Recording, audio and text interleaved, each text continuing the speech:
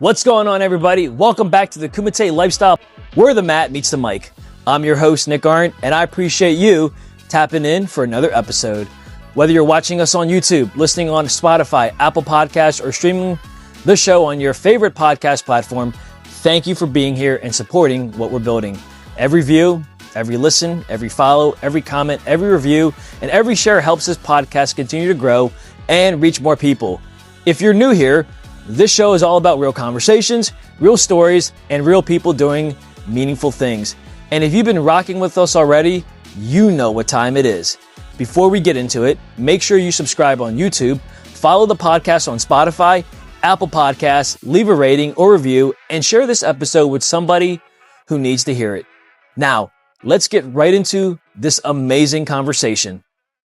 What's up, everyone, and welcome back to another episode of the Kumite Lifestyle Podcast, where the mat meets the mic. And today I am joined by none other than Isaac Gray, who joins us all the way from Florida.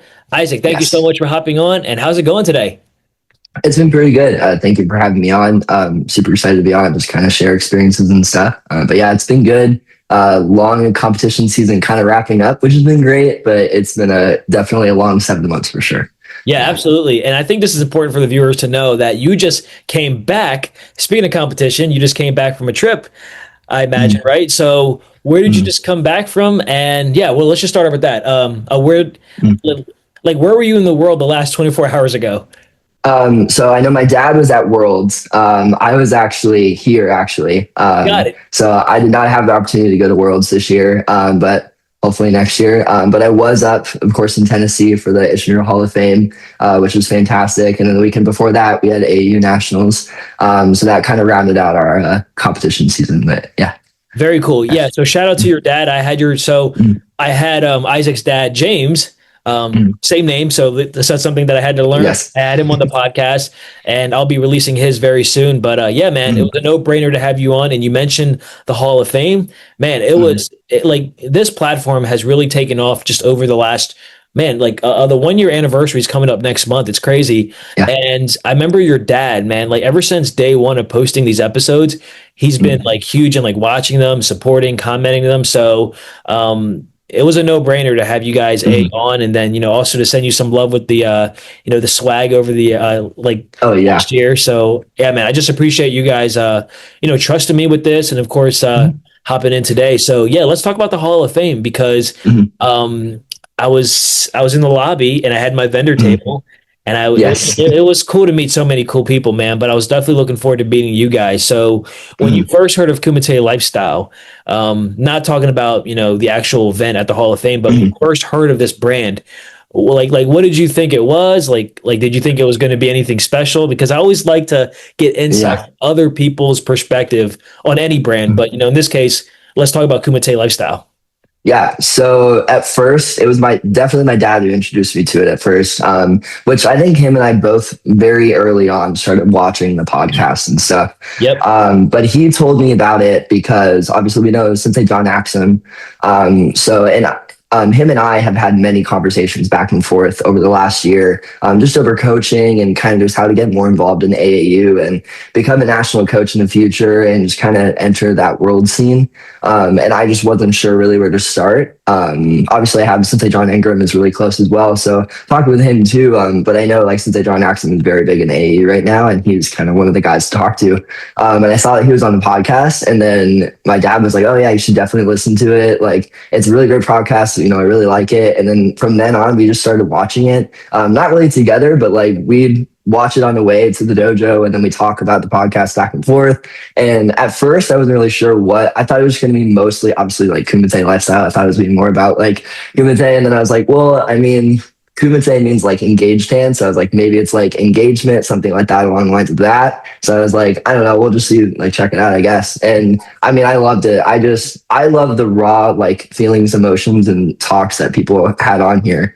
Because it allowed me to become a better coach, a better athlete, better instructor, and just kind of hear their input. And now, because of Coach Ken being on here, I actually go and talk to him, and I have one-on-one sessions with him now, which there's a kind of a tie back to other people as well, to him as well. But it's really cool to see him and hear some of the things that he struggled with and he talked about on the podcast. And it's the same thing that we're working through in my sessions. So it's Yeah. just really great. But yeah. Yeah, man, I really appreciate that breakdown. And you said a couple things where it's interesting how people have a perception about anything that is brand new. But yeah, man, I think it's important for the viewers to understand again if they, whether they're tuning in for the first time or not, that this platform is to give folks like yourself and even myself as the host an opportunity to, bring these stories together. And I like how you said like the like the raw, authentic conversation. Because yeah, as a coach, and I think it's so cool that that's something that you want to explore, um, later on in your career, whether it be next year, 5 years from now, who knows? Um, I think it's cool that you have the ability to recognize that being a coach, being a leader is all about being real. And I think some of the most amazing coaches out there weren't necessarily the best athletes, but I mean, Yeah. like look at someone like Coach John Axum, and he even says it in this podcast. If you first look at him, you're not going to picture, karateka or even a karate coach, but man, as he produced some of the best Oh athletes, yeah. and just man, over this last calendar year, I've learned that man, there's a lot of athletes that come to him, like Sam Stoddard, who was on the podcast. He traveled Yep. to Moose's dojo just to spend time. I said, wow, there's got to be something about this man that gravitates towards. I'm sorry, that gets people to gravitate towards him, and I would Yeah. love, that same success to be for you as well, man. I think Yeah. what you're doing is awesome. So yeah, I think it's just hats off for you for being a day one fan ever Thank since. you. Yeah, man. Absolutely. There's a lot of things I want to definitely discuss with you. I want to talk about like when you started, some of the ups and downs. I know you just got back into Kumite, from my understanding. Yes. And also, Yeah. huge shout out to Sophia, right? I think it's amazing Yeah. that what you two is doing, and I say that just because of what I've seen on social media. I love the Instagram page, how you guys have the karate couples Thank you. pages. But yeah, if that's a way to get people either interested in karate or just to have a better understanding that you can do something you love with someone you love, I think that's powerful. So yeah, Absolutely. those are all things I want to discuss. But let's go back in time, bro. So Yeah. tell the viewers, when did you first start training martial arts? I don't know if it was karate or maybe a different style. And do you remember why you started training, Isaac? Yeah, so when I first started out, it was pretty much the normal, like, your grandparents or parents wanted you to get discipline and self-defense and all this other stuff. I was about, I think, 4 years old or so I was pretty young when I had started. And I had done it for a good year and a half, and I really enjoyed it. But as I kind of got into like about 7 years old, 8 years old, I was like, oh man, baseball is really cool. And I really wanted to do baseball. And my parents were kind of like, well, we can't really afford to do both. I was like, okay. I was like, well, I always said that I was like, I'll just take a break from karate and I'll come back to it. And the break took longer than expected. I played baseball pretty seriously. I played pretty much any type of level of baseball you can think of from age 8 all the way to 13. And it was great. I had a blast doing it. But I think I want to say 12 years old or so was when I got back into karate. I just kind of come back in because my dad was like, hey, like, let's just, bring you in on Mondays and just kind of try it out and try it back out again. I'm like, sure. So started coming back a little bit more. And then eventually, I think as soon as I was in 8th grade, I had a really bad tear in my shoulder with a tendon. And it was really bad. They were kind of saying like, surgery might happen. Just not really sure down the road what's going to lead to. So I was like, well, it's like, I don't want to have like no career in something where, it's kind of like, bust or success. I one or the other, So I was like, I might as well, get back into karate, do another sport, get back into a sport. Cause I was never a kid who was really lazy or anything. I was a very active kid all the time. So I got back into karate then, and then pretty much from 12 years old all the way until now, I haven't stopped. So it's been 12 years now straight that I have been training. So with a little like added year and a half at the start. So yeah, so that's kind of just the start of it, the journey of it. And then recently, I think in the last, so 2021 was the year that my parents had taken over the karate studio, the dojo. So that's when really the training just amped up, and I was pretty much there gosh, I want to say at least 5 days a week, if not 6 days a week. Just constantly teaching and training. And I get there 2 hours before classes and then stay an hour and hour and a half after classes. And I was just constantly doing it. But yeah, that's pretty much the kind of story that's happened. But yeah. No, man, that's amazing. And you said something. So you said something that just had me laughing a little bit inside, and it is no hate to baseball or any other sport, but we lose a lot of students because of baseball, and it's interesting how you said that you were going to take a little bit of a break, but then that break became a little bit more than expected. But it's cool that you had that success with baseball from age 8 to 13, I believe you said, and then you also mentioned that you came back to karate, and I think that's the cool thing about martial arts. Where I know for myself, and I know I'm going to be biased when I say this, but I think martial arts is something that everyone should be doing. It's not a seasoned sport or activity, in my opinion, but I know, most consumers will think it is. And I get it because I did multi sports, but I'm glad that I stuck to karate. So it's cool that you had success with another sport, but realized like, hey, there's something here with karate, like I can still make something of it. So going back to, training, karate specifically, do you remember what your first couple classes or maybe that first year was like? Did you pick up karate pretty easily? Like what were some of the challenges early on? Yeah. So I was for me, I have a learning processing disorder. So it's something where when I was really young, we just didn't know I had it. So when I was learning when I was learning kata for the first time, it was really hard for me to remember. And I would pretty much just like skip whole steps of a kata or whole parts of a kata and then go to the next one. And it was like, and it would just be, a lot of the instructors would be like, why are you skipping it? Like this is the next part. Like think of it this way. This is the flow of it. And I would just completely skip out like half of it and then just go to the end. And it was like, for a lot of instructors, they're like, how is he skipping the middle? Like typically, when you're teaching kids, they do the middle or the beginning, the middle, and then they forget the end. And it's like, I had the complete opposite of that. So it was really interesting in that way. But yeah, it was interesting. I remember doing kata. We were on like hardwood floors back when I first started. So no mats, no nothing like that. So I remember doing push-ups on my knuckles as like a yellow belt, just repping them out, just going up and down doing it. Doing sit-ups was like the worst because when you're a really skinny kid, you have all those like your spine is hitting the ground. Like it's terrible. Like it's not fun. But I very vividly remember that. And I remember playing like the fun games and stuff like that. And I had a blast. It was great. So yeah, I remember the first like year and a half training like that. I remember coming back home and like showing my parents, and that's kind of what got my dad into it. I showed my dad like the first part of the Seisong, the first kata for Isshinryu. And he was like, oh, I guess this is kind of cool. And then he ended up coming to my first testing. And we found out that we knew people that were the instructors there. So that's kind of where that all started. So yeah. Man, that's interesting how, and I did not know that. And maybe your dad mentioned it on the podcast I had with him, but I feel that would have been a detail that I definitely would have remembered how you started first and then your dad, shortly started thereafter. It's the same story with my mom and I. So I started first after my 6th birthday party, and then a month later, my mom started, and here we are. So it's crazy how we never know where life is going to take us. It's like that domino effect. And then you mentioned that when you came to the dojo, when he came to the dojo, he already knew people there. I strongly believe in this, Isaac.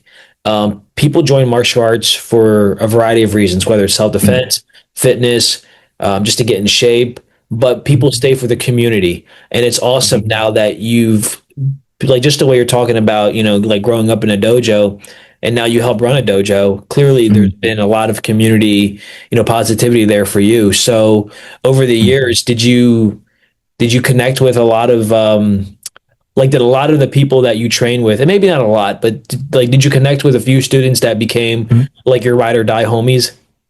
Yeah, for sure. Yeah. So there's one of the kids that I say kids, he's an adult now, of course.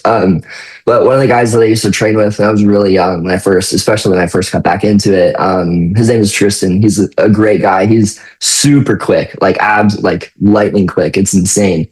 But him and I have been training together for the longest time. And he's a great guy that I've got to grown up with a little bit. And we've been in the same division for years too. So it's almost like it was never really like a battle between us. It was almost just like a camaraderie and like we're gonna go against other guys at this competition. It was never like I'm gonna try and beat you or anything like that. Really, it was just we had a blast competing together and stuff like that. And like I think I broke my toe or something one competition, and he like carried me in my car, and like we were laughing about it and stuff like that. And like I think he did something to his thumb, like broke it or dislocated or something. And like I was like over there with the medics with him, like getting it iced up and stuff like that. So Before we jump back into this conversation, I've got to put you on.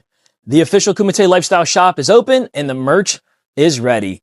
We've got shirts, hoodies, hats, accessories available now, and every purchase helps support the show, the content, the guest, and everything we're building. So if you've been enjoying the episodes, this is your chance to support the podcast and look good while doing it.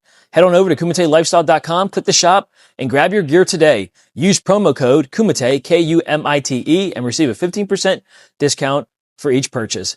Don't just watch the movement, be a part of it. like him for sure. And then there's definitely other people. What's interesting is that through COVID, there's been a lot of people that we've seen kind of like just leave and, go a new direction. Especially, because it was interesting because around my age, I was a junior when COVID hit. And then we went through my whole senior year with that whole kind of 2021 time. And it was just interesting to see that age group where everyone's kind of dispersed after COVID.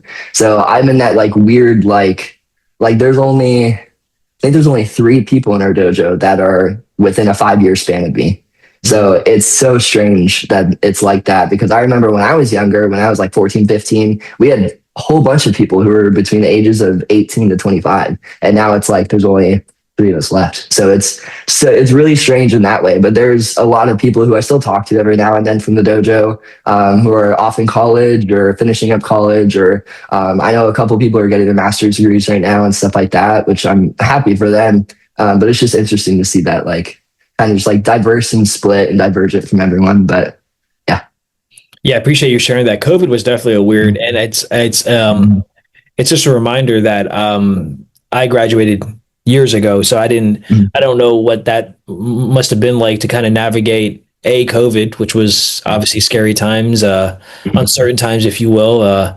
But I feel for the kids that graduated during the year of COVID, and then at least here in Delaware, at least all the high school kids that were getting ready for prom, they didn't get a prom, and they didn't get that traditional graduation, and that can, dude, I don't know, like that can be I don't want to say detrimental, but yeah, like you're missing out of a big part of your childhood experience. And I say childhood, like your high school career, if you will, and not having that. And I remember growing up, and I hope that the people that are, between the ages, let's say, I don't know, 13 to 17, because I think that's like the prime years of when people are at the dojo. Yeah. But I think we take for granted that a lot of the people that are training with us then are going to be training, for the long haul. But you say people move on, right? They get jobs, they go to college. So some of my fondest memories were training around that age gap that I'm talking about. And then you talk about how nowadays it's like it's a few far in between. So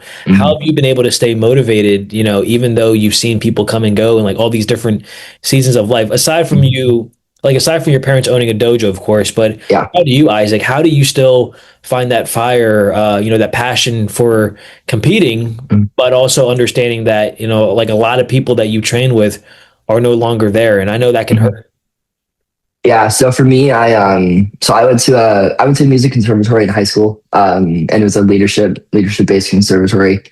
So we went through a whole year and a half of like leadership training, classroom training, stuff like that, and then just those foundations and qualities we built upon as we were going through our high school careers. And for sure, the foundations and the principles in that class was huge in my success now.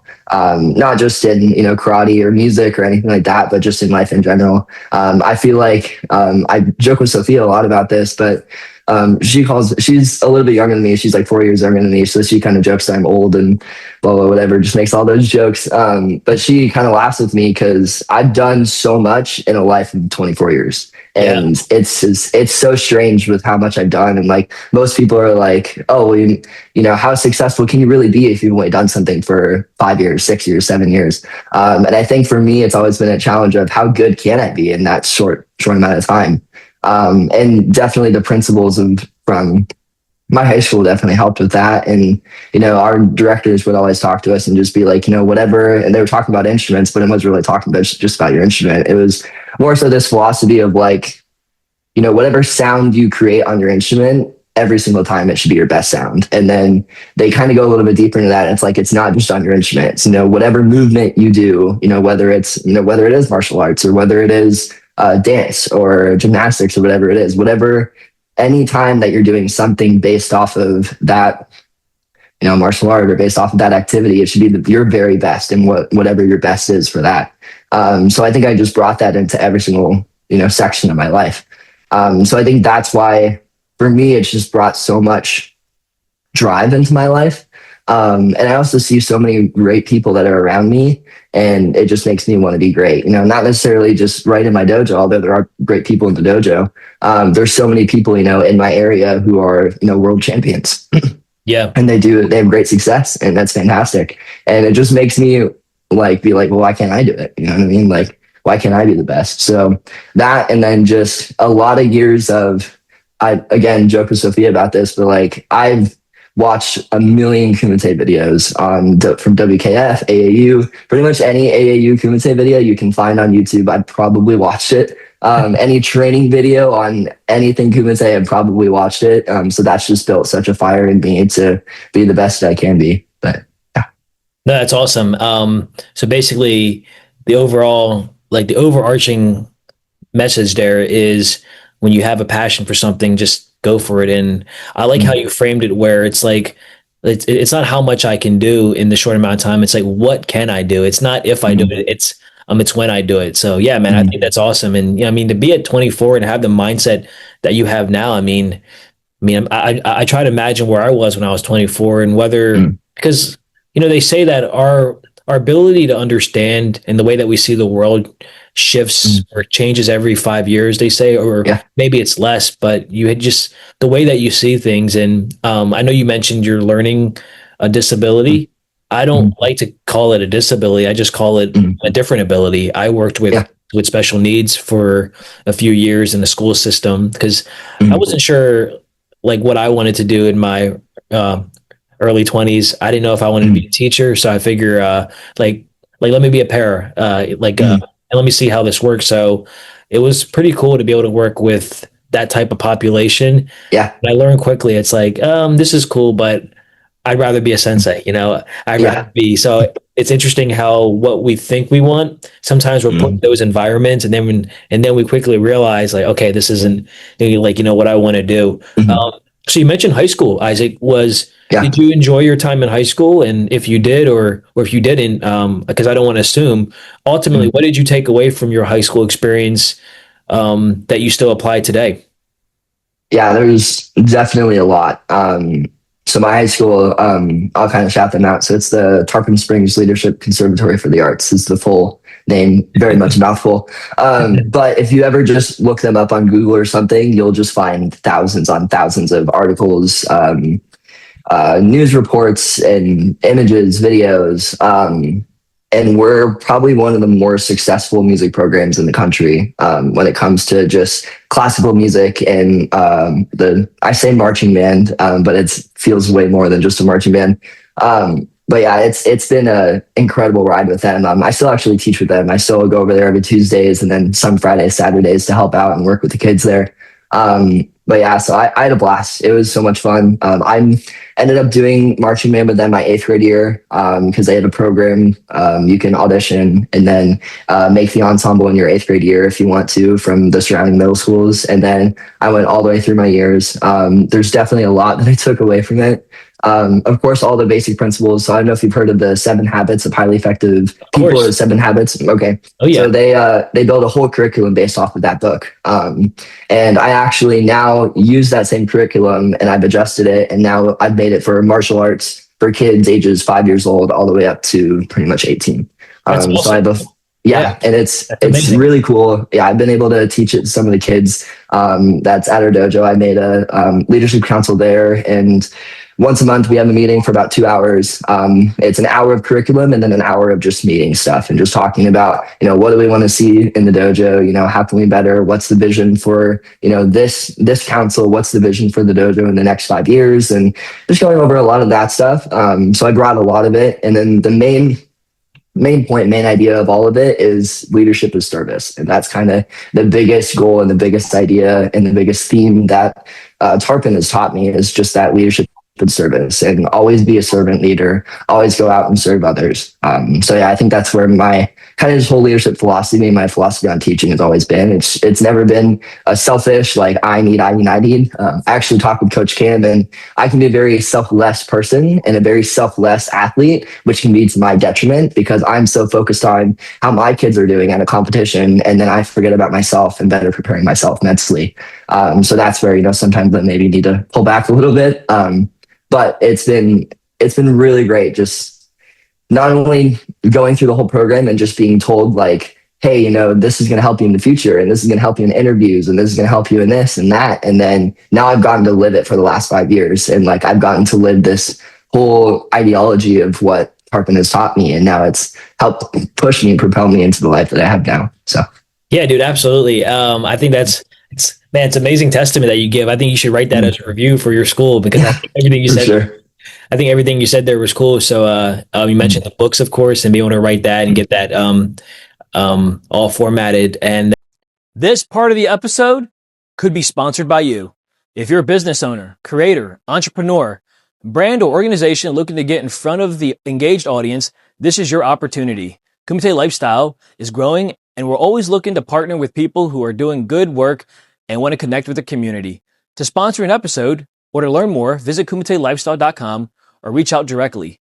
Let's build something together. Now, back to the episode. And you touched on something that's very important. I think this will really resonate with, our listeners is whether you're a competitor or you own a business or even if you're in a relationship or not, there's going to be times where you do have to be a little selfish. And I'll use more about being an athlete in this context since you can relate to it. When you're competing and you're getting ready for, let's say, a tournament, selfishly, of course you want to win. And I think any national champion, any world champion is going to say that. Of course they say, oh, like it's about being a team. Yeah, I get that. But it's at the end of the day, it's you and you're the only no one's coming to save you. No one wants to see you succeed more than you do. So as an athlete, there are definitely times when being selfish is apparent, right? Like you have to be. But then we talk about coaching, and you mentioned Coach Cam as well. So huge shout out to him. He was also on the podcast.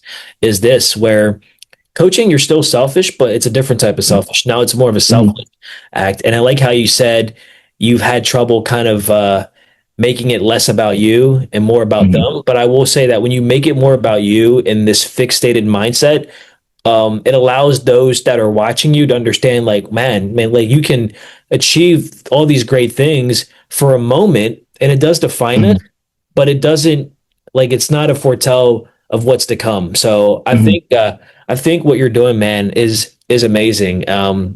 Man, yeah, absolutely. And I can only foresee a lot more great things from you. And you mentioned Sophia, quite a few times. And I think it's cool when we can give recognition to not only our family members, but our peers, but even our loved ones. So, obviously that's a name that you mention often. So obviously she means a lot to you. So if you don't mind sharing, just in the realms of karate, in the matter of this conversation, how did you guys meet? Was it through karate? Was it a tournament? And what impact has she had? So it was actually interesting. She, so I don't know, I don't want to spoil everything for her, but she trained in Switzerland for a while with Elena Quercy and Raul over from the Switzerland team. And she had just came back.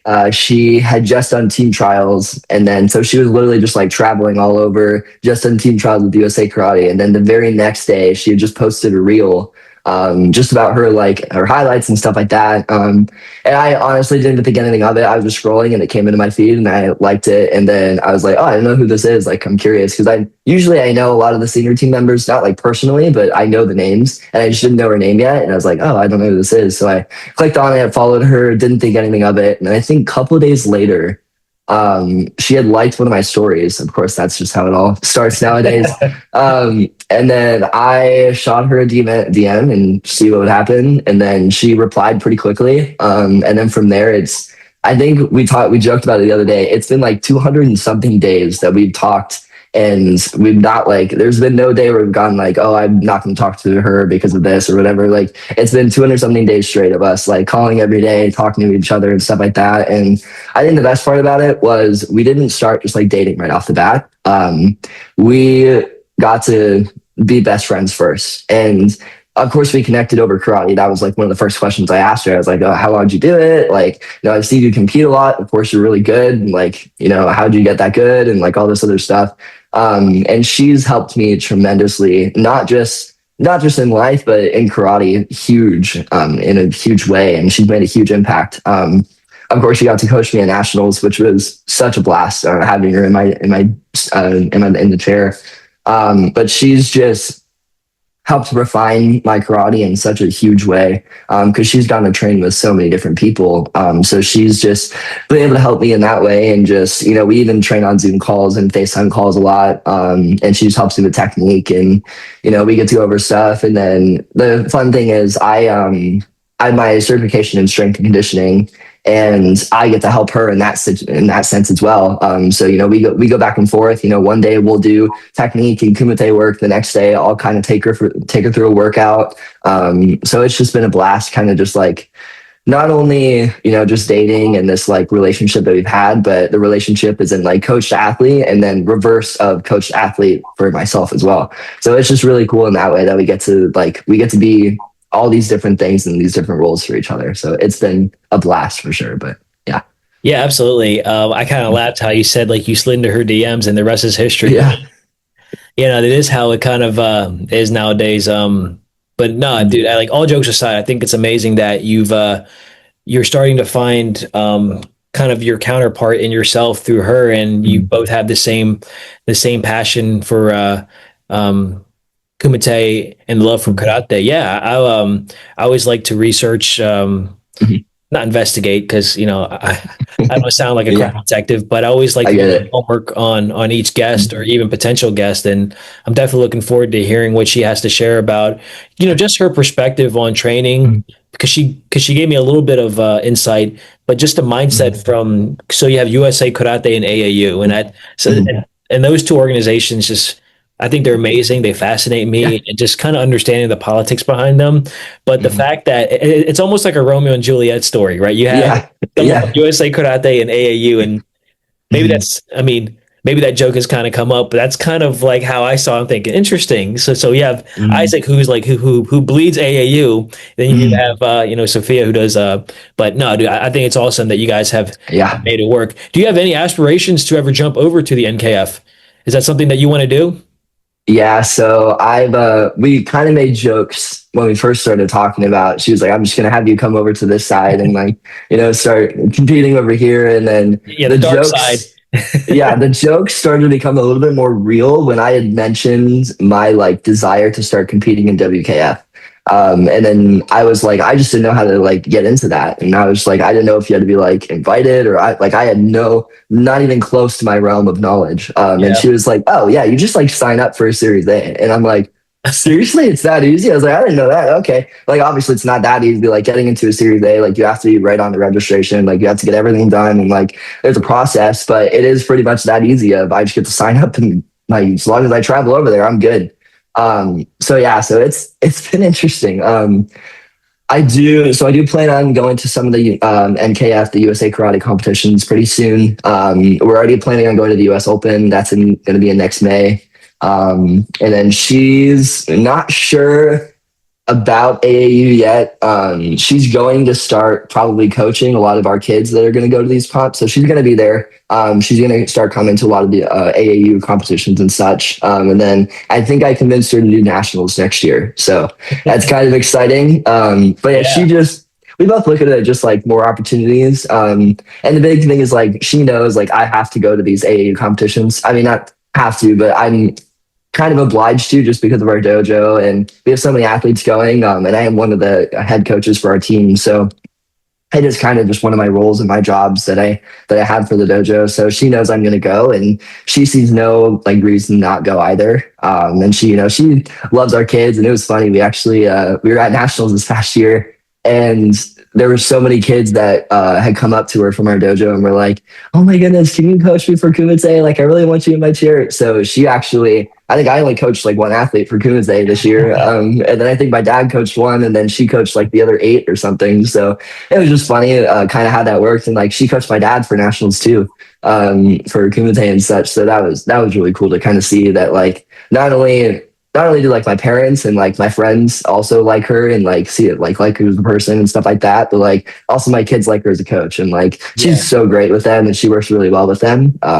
So yeah, so there is kind of I know I kind of diverged from the topic and the question, but no, yeah, I definitely am gonna. I think U.S. Open, and then I know Orlando International in September, which is coming up pretty fast. So that'll be my first NKF tournament. So we'll see how it goes. I'm very excited. Slightly nervous because obviously like a little bit new, a little bit different scoring, a little bit different rule set. But the good thing is I've watched so much NKF, WKF in my life that. Before we go any further, do me a quick favor. If you're enjoying this episode, make sure you like the video, subscribe to the channel, and share it with somebody who would appreciate this conversation. That one share really does help the show grow. And if you're listening on audio, make sure to follow the podcast and leave a rating or review. It helps more people find the show, and it lets me know that you're rocking with what we're already building. All right, let's keep it going and let's get back into this amazing conversation. I'm not too freaked out about the rules and such. And I've kind of trained a little bit for it leading up to this time already. So I'm just kind of jumping in a little bit. And I know like Mateo, you had on the podcast, he had talked about just getting out there, doing competitions and just like getting on the mat more. And that's kind of where I feel like I am in my training and my competition side of my athlete, just the journey of that being an athlete. And that's kind of where I am now is I just need to get out there more. I need to compete more. I need to have a little bit more pressure put on in those situations. So yeah. Yeah, man, right on. I remember when I was competing with the AAU, which was only one time. I went to Italy, but Coach Jim O'Hara, I'm not sure if you know him, but Yes. he's very well known in the AAU world, and I'm sure some of his influences, also bled over into the USA and KF. But he said something where, if you want to be good at anything, winning is easy, the mindset is easy. Just train harder than the next person, but also knowing the rule sets as well. Isaac, do you find that because you mentioned that you watch a lot of Kumite videos, so I'd love to kind of get your insight on this. Do you feel, and again, I want to be careful about how I word this, but Yeah. when we talk about the caliber of athletes compared to the AAU and NKF, and I'm speaking more on like the senior national level and even the junior team, of course, but do you feel that there's like of the two, which ones do you think produce the better fighters or the better kata practitioners? And I asked that because I noticed that there are NKF athletes that do AAU at nationals, and they lose at nationals at the AAU. So it's like, interesting. So maybe the AAU isn't as far as behind as what people on that side want to claim that it is. For sure. I think this is a topic that my dad and I have talked a lot about. And Sophia and I have talked about it briefly too. I think if you look at it strictly from a completely traditional standpoint of, karate was self-defense, that's kind of the basis of what it started out to be. And then it just kind of started evolving into, kind of a way of life. And then now it's like, we have these huge splits of like, well, it's self-defense. It's also a sport. It's also a way of life. It's also just a, keep healthy, training method and stuff like that. So I kind of view AAU and USA karate not as two different entities, they're like two different ideas. But at least for me, if you're really young, if you're starting out competition, stuff like that, and I obviously have not been into a USA karate event yet, but from what I've heard from Sophia and what I've gathered from other people who've done it, it can be really hard when you're really young to just hop into the USA karate, into the NKF. But when you're in AAU, I mean, they're like, if you've ever seen an AAU competition, it almost never runs like 2 or 3 or 4 hours late. Like they're pretty good about, getting your athletes in, getting your athletes out, moving on to the next division. So if you're there just to compete and you're there just to, try it out and whatnot, then I think for sure AA is the best way to go. But as far as like seniors and like elite level, I would say, I want to say for AAU, it's a little bit more about who has a little bit more grit and who has a little bit more of that like faster pace fighting style. So I think that can work out to the benefit of some AAU competitors if it is like a AAU versus NKF. But if you're talking about technique and a little bit more finesse and a little bit more of, accuracy, then I think NKF just had the speed for sure. And just like training with Sophia, like they're so specific about what scores and what doesn't score. And for AAU, it's like, as long as you have Zanshin in some form, then you're scoring. And for USA Karate, it's like you have to have Zanshin all the way through and almost in a perfect way in order for that technique to score. So I think it's just a difference of like what you're kind of training for in a sense, because it's not completely different either. So yeah, and I think it's interesting how both have come from a place of self-defense and a place of traditional karate, and now they've both kind of dispersed off. And I think, I don't know, in both ways, it's both organizations are kind of a little bit, I don't know, I'm not going to say too political, but they're just very just like in their own head about like, well, we're better because we do it this way. And then we're better because we do it this way. And I think for like a lot of the guys who, cross over and do both, I think for them, it's just like, it's another chance to compete. It's another chance to get out there and have fun and, do what they love to do. So it's not really like, I would say like that deep, like from that perspective. But I would say a lot of the AU competitors probably have a little bit more grit in them and a little bit more of like a tenacity, especially when they're trying to score. And then USA Karate is just or NKF is a little bit more specific and a little bit more methodical. Yeah, that's a great breakdown. I really appreciate you kind of really going in depth with that, explanation from your own perspective of the two organizations. Yeah, and I like how you mentioned that. Like regardless of whatever league it is, just getting that experience. And ultimately, I think that's what we want for our athletes is it's like, if one organization claims to be the best, okay, cool. Well, like, show me how do all your athletes do, not only in your league? Cause I think if you want to claim to be the best, you should be able to go kind of in both worlds, if you will, which I know some athletes do, and they have great success. So, I think it's not even, I don't think it's an athlete problem or even a coach problem. I think it's just more of just the higher ups that are making those, those decisions. Yeah.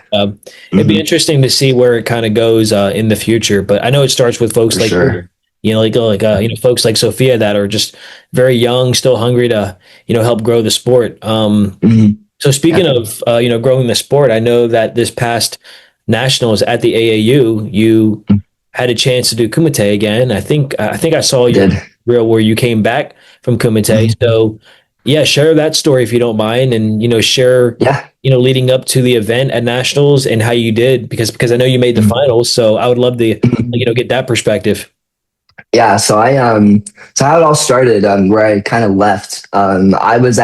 I made the Worlds team back in 2022, which was the year that Worlds was in Fort Lauderdale. So it was just a great opportunity. And I know they had like a crazy amount of USA athletes in that Worlds championship, which was great. So it just got us the opportunity to be on that stage. I was not really scared. I was a little bit nervous going into it because that was my first time competing in the 18-20-year-old division. I wasn't really sure how I was going to go. I competed in the advanced division a few times before that, but I just was a little bit nervous about it. And I ended up on the mat. I was unconscious for 2 minutes. I just got hit with a 1-2, Kazami Gyaku right to the face, and I was out. And we make fun because my mom, you heard my mom like yell in the video when she was watching, and she was really upset. Not at me, just at the situation. So I got knocked out pretty badly. I had what they thought was going to be a spine injury, but it ended up being okay. And I just had so many concussions before that they were just a little bit too careful with it. Yeah. And then just like injuries here and there that just led to it. Like I had foot surgery, I had gallbladder surgery, like I had all these things just happen. And then a few months, I think it was about 8 or 9 months ago, I was like, I think I'll start to do Kumite this year and I'll start to compete in it again. So I made that choice to kind of train a little bit more on it. And I'd been training Kumite in the dojo and gone back and forth through that. I only took about a year break from Kumite completely, where I wasn't training it, wasn't doing anything with it. But over the last 3 years, I've been doing it a lot. And then when I met Sophia, actually, we had talked about Kumite a little bit more, and I had said that I think I'm going to get back into it and stuff. And then she was like, well, don't rush it, but that'd be really cool. I want to take a second to say thank you to everybody who supports Kumite Lifestyle. Whether you've watched one episode or you've been here since the beginning, I appreciate you. This show has grown because of the people who listen, watch, comment, share, and tell others about it. If you want to support even more, visit kumitelifestyle.com. You can check out the latest episodes, shop the merch, connect with us, and stay updated on everything we have coming next. This is bigger than just a podcast. It's a community. And I'm grateful that you're a part of it. Let's get back into this amazing conversation. And I just pretty much for 4 days a week, I was training it constantly. And then I want to say it was the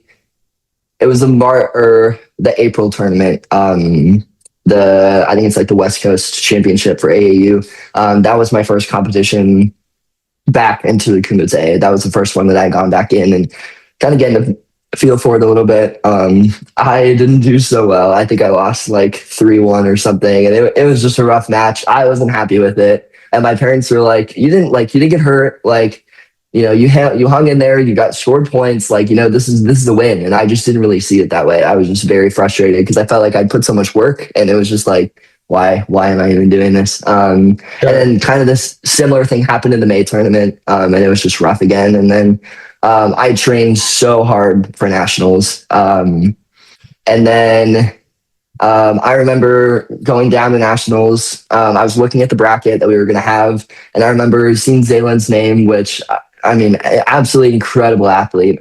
He's insane. I mean, he just pulls techniques out where you just don't expect it a lot of the times. And it was really cool to get to compete with him. But yeah, so I got to nationals, was doing Kumite for the bracket.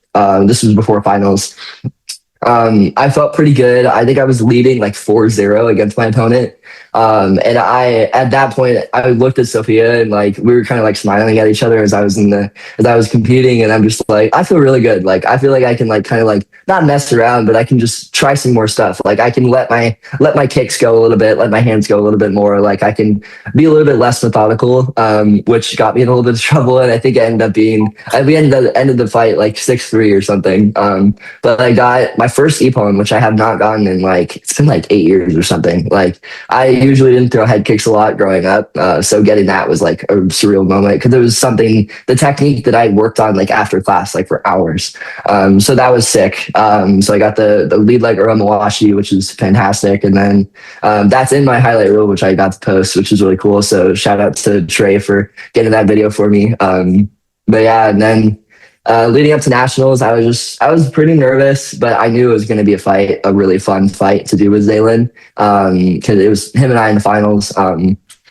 Yeah, it was just a blast, and I lost 0-6 in the final, but I mean, just being in the match and being with him was just such a cool experience, and like I've always wanted to just be in the room with those guys who are that good. And it's funny because I see this trend a lot where it's like, I might not be the most talented in the room, but at least I'm in the room. And that's exactly how I felt that night, where it was like, I might not have the most talent right now, and I might not be the best in that room right now, but there's going to be a day where I'm going to get there for sure. And like, I know the hard work that I'm doing and how methodical I am about my training. I know it's going to get me there. And I just needed that experience of like someone who is that quick, someone who is that fast, someone who has that speed, has that reaction, has that power and just has that strength to kind of do all those techniques that he did, and it was, I mean, a lot of people would be like, oh, you lost 6-0. Like, don't you feel like Embarrassing. There was definitely embarrassment, but it wasn't bad embarrassment. Like I never see that type of embarrassment as bad or like shameful or like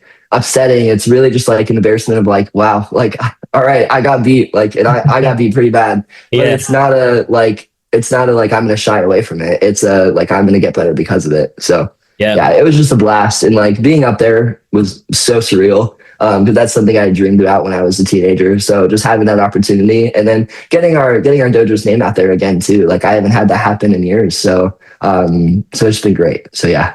Yeah, man, not many people get to do what you do. And, especially about being in the finals. I mean, regardless of the results, dude, you can look back years from now, Mhm.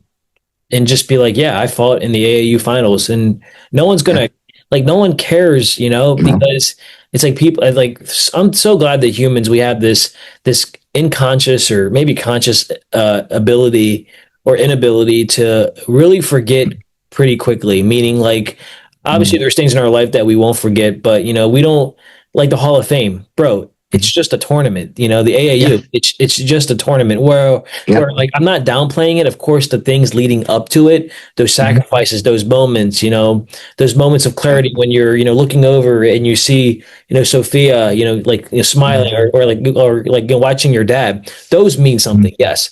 But at the Yeah. end of the day, it's just karate, and Yeah. there's more to life. So I'm glad that you Mhm. took that experience, and even though you said that you weren't embarrassed, but you were just, I mean, for what I'm hearing, you were just happy to be there, and Yeah. I think Yeah. that's cool because, bro, Mhm. I saw the highlight reel. I saw, and like as soon as I saw, I'm thinking, no, that's Isaac. Anyone but him. Yeah. Come on. Yeah, it was rough. I'm not gonna lie. Like and like Mateo, like Gabby Crepa, like all these people who I know. Like I haven't gotten to talk to them one on one a lot yet, but like people I know, people Sophia know, and like I remember that night, it was just like every single story I clicked on was just Dalen Sweep, and I was like, oh, dang man, like that, like it sucks, but like I'm happy for him, but like shoot, like yeah, but it was cool seeing that, but also like really sucked that it was just like it felt like every single story I was watching was just me getting swept, and I was like, oh man, well next time I guess. But yeah, no, it was sick, but Well, if you zoom out and take yourself out of the equation, I'm sure you would agree that was an amazing move. oh for sure, absolutely. I mean, even when that was like I had it happen to me. Like I don't think I've ever like flipped and moved that fast in my life. Like that was crazy, and like I don't know, just the way he set it up was so brilliant, and like it just worked so well, and like I didn't even see it coming at all. Like I had no I felt his foot come towards mine, and like I watched it happen, and I think in my mind I was just like, oh, he's just switching his stance, like I'll come in with the gap, you know what I mean? Like, and it just as soon as I thought that, I was pretty much on the ground, and like Yeah. I was like, oh, all right, cool, and like but no, it was a fantastic technique. Like I'd be so proud if I did that too. Like I mean, you know what I mean? Like it was great, but yeah, Yeah. yeah. That's cool, man. Yeah, so I appreciate you sharing that experience and Mhm. kind of what you took from it, and I something that I truly believe in, Isaac, is that our legacy is defined by the impact that we have on others. And Mhm. while that moment might not have been impactful, maybe the way that you see it, it was definitely impactful in a sense where you can learn from it. And Mhm. whether it made a cool highlight reel for everyone but yourself, Yeah. it was a very impactful moment for just Mhm. Kumite, because look at it from both perspectives. Here you here you learn from it, and dude, like, you're in the moment. Like, I mean, no one will ever fault you for that. But then you, Yeah. like, look at the next generation of kids, right? They're gonna say, "Wow, like, I can do a move like that on the big Yeah. scene." And more Yeah. importantly, the thing that I took away from that, even from where I'm at as a competitor, is that even though that happened to you, you Mhm. just got right back up like a champ. You just said, "All right, Yeah. let's just go." Like there Mhm. was no. I mean, you can't really do that. With a guy like Zaylen, anyways, because everything he does is flawless. But Oh yeah. Yeah. you just kept going. So Mhm. ultimately, bro, like how do you want your impact to be remembered? Like, Mhm. how do you want your legacy to be defined? Because your impact is still being written today. But Yeah. if I could basically halt your life and say, "Hey, bro, everything you've done up to this point, what would you want everyone that has met you to remember you by at 24?" And then we can kind of bridge on that, like moving forward. Like, ultimately, what do you want people to always remember you by, Isaac? Yeah. So I think for up until now, I hope people remember me as one, an athlete who is first and foremost kind to others and is respectful to others, but also someone who's fierce, someone who's not going to be giving up. Because I'm not, don't plan on giving up on my athletic journey and stuff like that, and soon. But yeah, someone who's just has a passion for it and has such a drive. And also is looking to, like I talk about with Coach Cam all the time, someone is looking to gain as much experience as I can so that I can pass it on to the next generation. And then they can learn from my, mistakes or my successes, no matter what it is, or just an experience that maybe not even as bad or good, just whatever the experience is, I'm just able to pass it down. And that's kind of like, that's my whole reason for training and coaching and doing all this is I want to bring all the information I can and then pass it down to the next generation and give those kids the opportunity to even be way better than I ever was. And then kind of piggybacking off of that, what I want it to be for the rest of my life, that legacy is just someone who builds servant leaders and someone who builds just people of service and people who are not afraid to kind of change the game and not afraid to speak their mind and speak their voice. Because I think it's so important for especially our sport and other sports as well. Change is never a bad thing. If it's a wrong change, if we made something that was incorrect or we did something that was incorrect, awesome. Now we learn from it and then we know not to do it again. So I think people are so afraid of change. And for me, it's like, no, let's do it. Like, let's innovate. Like, let's change what we're doing. And that's been a huge proponent of our dojo in the last couple of years is that, we don't want to be the exact same that we've been the last 10 years. We want to change the game. We want to do something different. We want to see what works and what doesn't work for us. So I think those are just the biggest things for me, and the legacy that I want to leave for sure. That's awesome, man. And Isaac, where can people find you on social media if they want to get in touch with you after this conversation?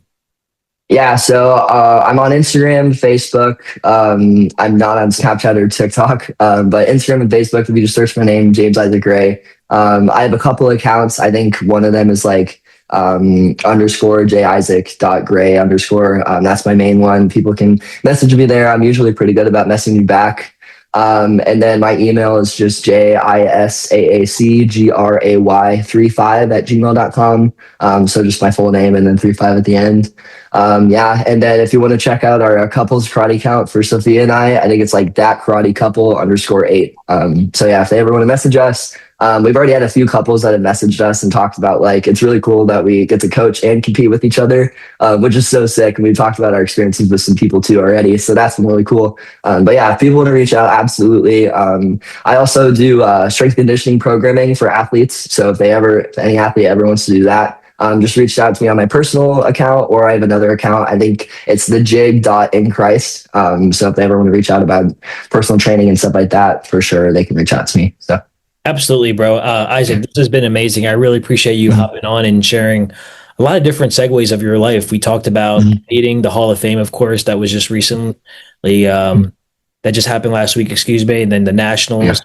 And kind of everything that was leading up to that moment in the finals that you talk about, that that kind of reshaped and just made you realize that, even though you might not be where you, I guess, wanted to be at the moment, you're exactly where you need to be right now. And I think that's very important. And of course, your love for karate, your family, Sophia as well. And I'm just super pumped to see how far you can go, with life. And I know you're going to, and I know knowing your family, I'm gonna continue to watch, and I'm excited to see what life has in store for you, bro. So again, thank you so much for giving me your time. And again, for those watching for the first time on YouTube, make sure you guys smash that subscribe button, follow us for more content.